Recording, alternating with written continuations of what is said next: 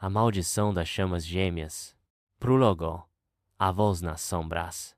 Aproximem-se, pequenos vermes da escuridão, pois eu, o tecelão de tormentos, vou sussurrar-lhes um conto de amor tão podre quanto um cadáver em chamas.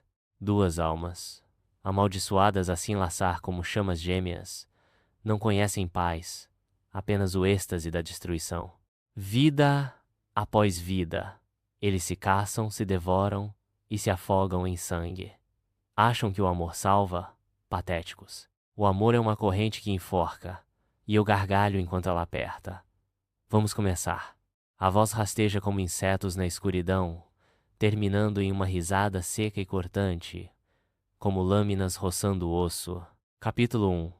O eco do passado. Clara acordou, com um grito preso na garganta, o corpo encharcado de suor frio. O quarto estava em silêncio, mas sua mente rugia com visões. Uma floresta sufocada por névoa, o crepitar de uma fogueira, e ele um homem de olhos negros como poços sem fundo, o rosto afiado como uma lâmina, os lábios torcidos em um sorriso que era ao mesmo tempo sedutor e cruel. Ela segurava uma faca, cravando-a em seu peito, o sangue quente escorrendo por seus dedos trêmulos. Mas então, o riso dele cortava o ar, e uma dor lancinante explodia em seu próprio corpo. Ela morria, sempre morria.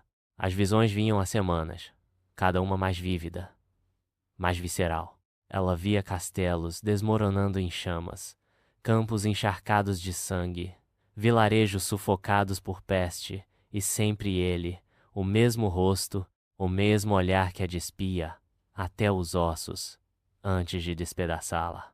Clara começou a registrar tudo em um caderno. Os rabiscos frenéticos manchados de lágrimas e café frio, até que ele cruzou seu caminho. Era uma tarde cinzenta quando Lucas apareceu.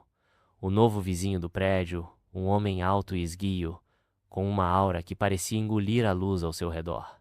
Ele a encontrou no corredor, carregando uma sacola rasgada de compras, e se inclinou para pegar uma maçã que rolara até seus pés. Clara, certo? Disse, a voz grave deslizando como veneno doce.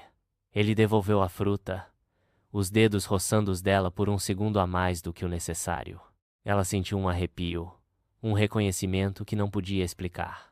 Era ele, o monstro de seus pesadelos, agora de carne e osso. Capítulo 2. A dança da sedução. Lucas não dava espaço para fuga. Nos dias seguintes, ele se infiltrou em sua vida como uma praga silenciosa. Aparecia com um café na mão. Achei que você gostaria, dizia com aquele sorriso torto que prometia mais do que entregava. Ou parava no hall fumando um cigarro, olhar fixo nela enquanto ela tentava destrancar a porta com mãos trêmulas.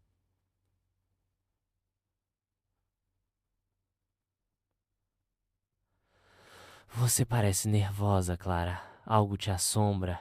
A provocação em sua voz era uma faca sutil, cortando sua sanidade. Clara sabia que deveria correr, trancar a porta e nunca mais olhar para ele. Mas havia algo nele, um magnetismo doentio, uma chama que a atraía mesmo enquanto queimava. Certa noite, ele bateu à sua porta, segurando uma garrafa de vinho tinto. Um jantar. Só nós dois. O que me diz? Ela hesitou, mas o desejo venceu o medo. O apartamento dele era um covil de sombras, velas piscando em suportes enferrujados, o ar pesado com cheiro de cera derretida e algo metálico, quase como sangue. Ele cozinhava com uma calma perturbadora, os dedos longos manejando a faca com precisão sádica, fatiando carne crua, enquanto a observava pelo canto do olho. Você já sentiu que nos conhecemos antes? Perguntou, lambendo o sangue da ponta do dedo. Clara engasgou com o vinho, o coração martelando. Talvez em um pesadelo. A tensão entre eles era um fio esticado até o limite. Ele se aproximou, o calor de seu corpo como uma ameaça viva, e a beijou. Foi um ataque dentes mordendo seu lábio até sangrar, língua invadindo como se quisesse possuir, lá por dentro. Ele a empurrou contra a parede, as mãos agarrando seus pulsos com força suficiente para deixar marcas roxas. Você é minha, Clara. Sempre foi. sussurrou, os dentes roçando seu pescoço. Ela gemeu, dividida entre o desejo e o pavor, enquanto ele ria baixo contra sua pele. Capítulo 3. As chamas da memória. Depois daquela noite, as visões se tornaram um tormento constante. Clara acordava com hematomas que não explicava, o corpo doendo como se tivesse lutado uma guerra. As memórias de vidas passadas vinham em ondas. Ela como uma sacerdotisa, amarrada a um altar, enquanto ele, um guerreiro bárbaro, a tomava com brutalidade antes de atear fogo ao templo. Em outra vida, ela o envenenava em um salão de banquetes, rindo enquanto ele convulsionava só para ele se levantar, os olhos injetados, e estrangular lá com as próprias mãos. Cada vida era um ciclo de paixão e morte, e o sadismo dele era o fio que as costurava. Você gosta disso, não é? Dizia uma voz em sua mente, a voz dele, infiltrando-se mesmo quando estava acordada. Clara começou a duvidar de si mesma. Era loucura? Ou ele realmente a controlava, mesmo estando tão perto? Ela ouviu no corredor uma vez, sorrindo enquanto segurava uma faca de cozinha, como se fosse um brinquedo. Cuidado, Clara. Você pode se cortar com seus próprios pensamentos. A humilhação veio em pequenas doses. Ele deixava bilhetes em sua porta. Você chorou por mim hoje? Ou apareci em seu trabalho, conversando com um colega sobre como ela parecia frágil ultimamente. Clara sentia os olhares de pena, o peso de ser reduzida a uma sombra por aquele homem que a conhecia mais do que ela mesma. Capítulo 4. O jogo do caçador. Clara decidiu que precisava acabar com isso. O ciclo tinha que parar, e ela seria a mão a quebrá-lo.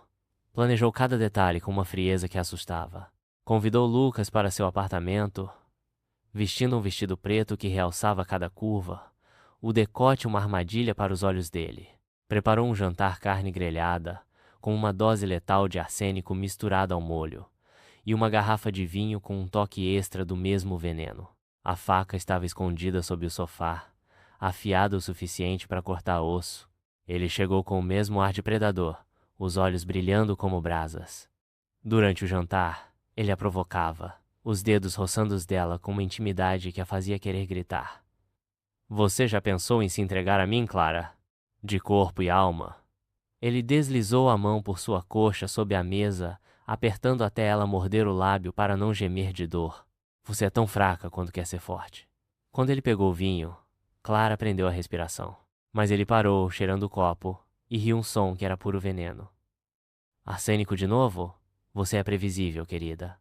Ele jogou o copo contra a parede, o vidro explodindo em estilhaços, e a agarrou pelo cabelo, puxando-a para o chão. Acha que pode me enganar? Eu te ensinei esse truque há 3 vidas. Capítulo 5. A dança final. A luta foi um massacre. Clara se debateu, as unhas arranhando o rosto dele, mas Lucas era implacável. Ele a imobilizou, montando sobre ela, uma das mãos apertando seu pescoço até os pulmões queimarem. Você é linda assim, sufocando, disse, os olhos faiscando com prazer doentio. Ele pegou a faca dela e a pressionou contra sua bochecha, traçando uma linha fina que sangrou. Vamos brincar um pouco antes do fim. A humilhação era insuportável. Ele a forçou a engatinhar até o sofá, rindo enquanto ela tropeçava, o vestido rasgado expondo sua vulnerabilidade. Olhe para você, Clara. Tão patética. Sempre tentando me matar, mas nunca consegue.